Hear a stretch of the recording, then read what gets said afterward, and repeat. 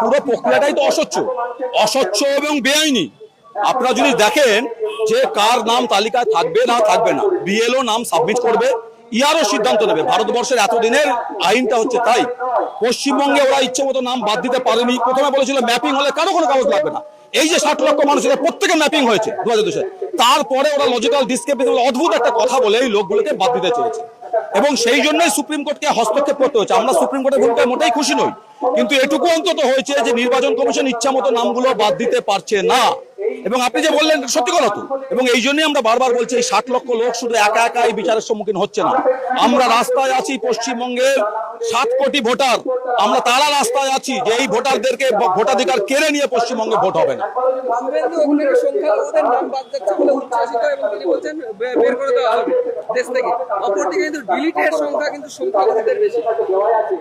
না, ডিলেটের সংখ্যা সংখ্যাগুলিতে টোটালে বেশি না। ডিলেটের সংখ্যা 60 লক্ষের মধ্যেও মানে মাইনরিটির সংখ্যাই বেশি।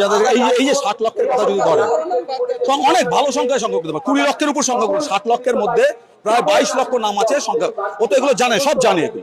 এখন কেউ একটা অসৎ লোক, একটা হেরো লোক, তাকে হারার যুক্তি সংগ্রহ করতে হয়। ও বারবার পশ্চিমবঙ্গে ওরা হেরেছে।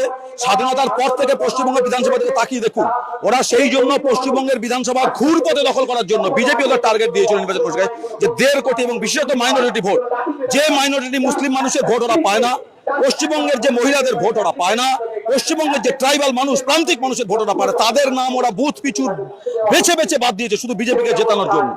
কিন্তু ওরা এটা ভাবতে পারেনি যে সারা পশ্চিমবঙ্গের মানুষ রাস্তায় নেমে এটাকে প্রতিহত করবে, এটা ওরা ভাবেনি। ওরা ভেবেছিল বিহারের মতো, আসামের মতো এই মানুষগুলোকে বিচ্ছিন্ন করে দেবো, ওরা ডিটেনশন ক্যাম্পে চলে যাবে। আমরা ওদের এটা পশ্চিমবঙ্গ, এই 60 লক্ষ মানুষের ভোটাধিকার ফেরত পাওয়ার পরেই